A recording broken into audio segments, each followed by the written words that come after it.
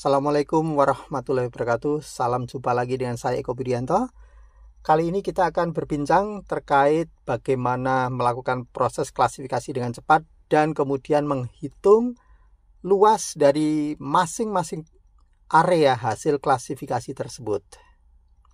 Di sini saya sudah siapkan satu buah citra hasil proses PCA dari Lancet 8 oli yang bersumber dari band 2, 3, dan 4. Citra ini adalah citra PC1. Sebelum kita melakukan klasifikasi, maka kita harus mengetahui sebaran atau variansi dari nilai spektral ini. Kita bisa melihat di sini ketika kita mengklik pada setiap pixel akan muncul nilai spektral PC1 pada setiap pixel yang ada. Baik, kita akan lanjut. Variansi bisa kita periksa dengan mengklik double dan kita lihat pada simbologi. Di sini klik pada min max value setting. Kalau kita pilih min max kemudian apply, di sini akan terlihat nilai spektral terkecil hingga terbesar dari seluruh pixel yang ada di citra tersebut. Nilai terkecilnya adalah 0,027. Sementara yang terbesar adalah 0,59 dan seterusnya. Itu adalah nilai spektral terbesar atau variansi dari spektral terentang antara 0,0276 hingga 0,59. Namun perlu rekan-rekan ketahui bahwa belum tentu seluruh citra atau maksud saya seluruh spektral pada citra tersebut secara sempurna tersebar antara angka terendah dan tertingginya. Untuk melihat sebaran yang lebih realistis atau mendekati kenyataannya, maka saya lebih suka menggunakan dasar standard deviation. Karena kalau menggunakan aslinya kita bisa melihat citra visualisasinya gelap. Nah, di sini saya menggunakan pendekatan standard deviation, kemudian kita klik apply, sehingga variansi berada antara 0,0416 hingga 0,105. Nah, artinya variansi nilainya terentang antara nilai ini. Nilai terkecilnya di 0,04 hingga terbesarnya di 0,105. Nah, hasilnya kita bisa melihat citra nampak lebih jelas secara visualisasi. Oke, kita apply, kemudian kita oke. Setelah itu kita akan lakukan proses klasifikasi dengan cara yang sederhana dan mudah. Nah, langkahnya adalah sebagai berikut. Kita klik processing, kemudian toolbox. Di sini kita bisa ketikkan kelas. Ya, ini sudah muncul. Di sini ada raster analysis. Silakan rekan-rekan pilih pada reclassify by table. Ya, di sini muncul sebuah jendela reclassify by table. Pertanyaan pertama adalah layer raster yang akan digunakan. Ini sudah betul, WNO. Saya sudah sesuai ini, WNO. Number band, dia adalah band 1. Betul. Dia hanya memiliki satu band yaitu PC1. Nah, kemudian yang kita buat adalah pada reclassify table. Kita klik pada tombol ini. Klik. Nah, saya akan mencoba mengklasifikasikannya menjadi 5 kelas saja. Maka saya buat 5 baris. 1, 2, 3, 4, 5. Dan sebelumnya saya sudah melakukan analisis untuk beberapa tutupan lahan. Saya akan mencoba mengklasifikasi menjadi tutupan lahan berupa tutupan lahan vegetasi lebat. Saya simbolkan dengan 1, vegetasi kanopi kecil dengan simbol 2, kemudian lahan terbuka atau tanah terbuka, itu simbolnya 3, lahan terbangun seperti pemukiman dan seterusnya itu kelompok 4 atau nilainya 4, dan kemudian lahan diperkeras atau objek lain yang memiliki spektral tinggi, saya simbolkan dengan simbol angka 5. Ya. Nah, nilai spektral PC1 saya sudah melakukan pengujian. Dia terentang antara 0 hingga 0, maksudnya 0 poin ya. Ini pakai angka poin 0,6.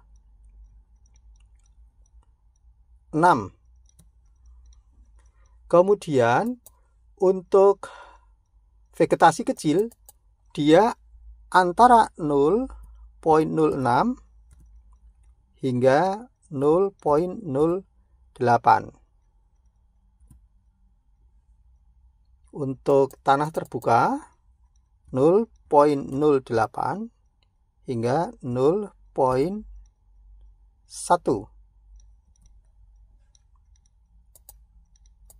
Sedangkan untuk lahan terbangun seperti pemukiman dan seterusnya, dia antara 0,1 hingga 0,13.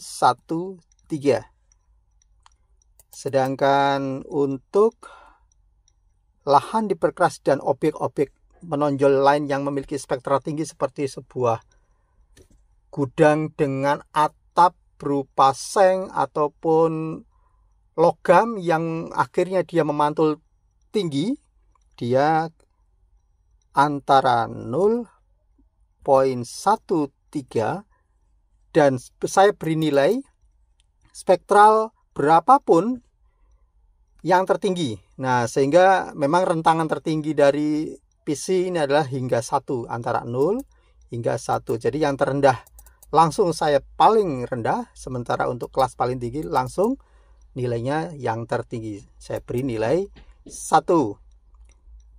Nah, di sini sudah terisi semua. Klik tombol OK.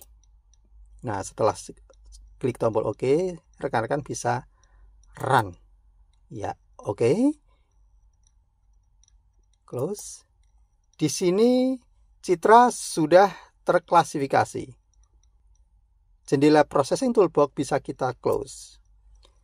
Kalau kita lihat Reclassify Raster, kemudian kita klik pada pixel, nah kita sudah bisa melihat hasilnya. Ini adalah area Wanagama, hutan Wanagama. Ini terdiri dari pohon-pohon besar. Kita bisa melihat dia terklasifikasi nomor 1. Ya. Kemudian sekitarnya ini ada objek pemukiman dan lain-lain. Ya. Ini adalah band 3, spektral 3 dan seterusnya. Untuk lebih memudahkan visualisasi, kita bisa simbolisasi dengan warna-warna tertentu. Klik double pada Reclassify Raster. Selanjutnya pada simbologi, pilih render type, pilih dengan unique values. Nah, ini kita buat 5 kelas tadi. 1, 2, 3, 4, 5. Ini yang paling atas akan saya gunakan untuk kelas yang nomor 1. Bawahnya nomor 2. Ini untuk nomor 3.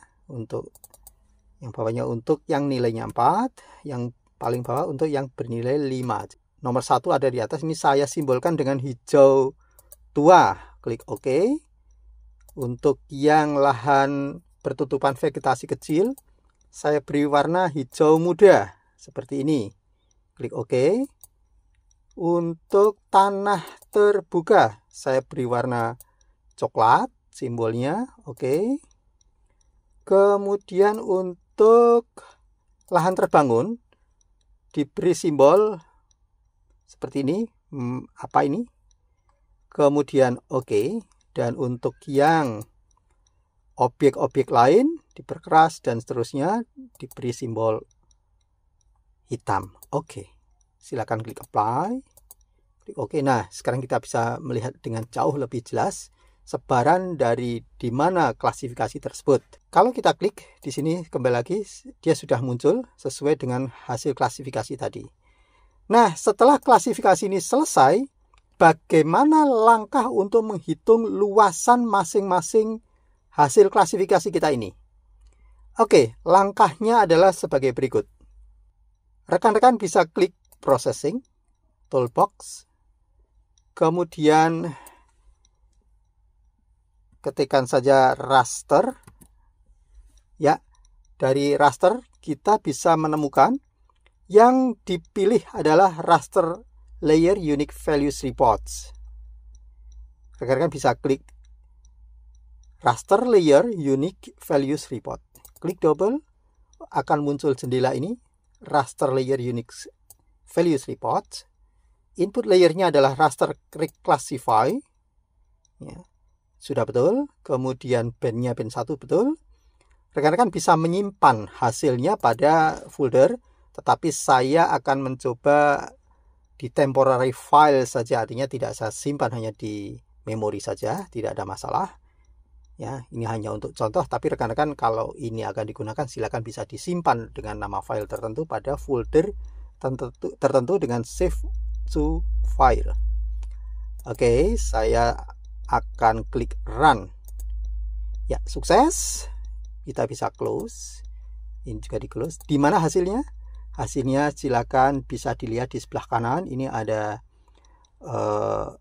HTML. Ketika link tersebut diklik, maka akan muncul laporan berikut. Nah, di sini kita bisa melihat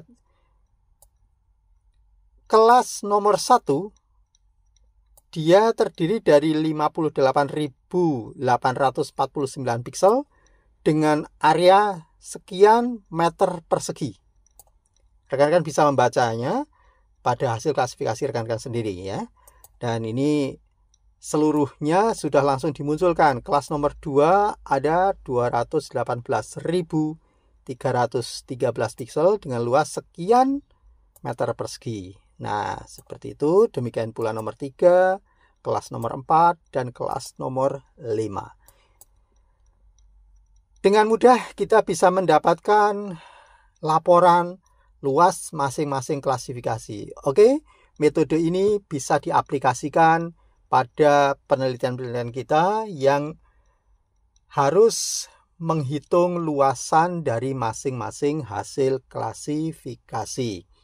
Oke, demikian dari saya. Semoga bermanfaat, semoga barokah. Wassalamualaikum warahmatullahi wabarakatuh.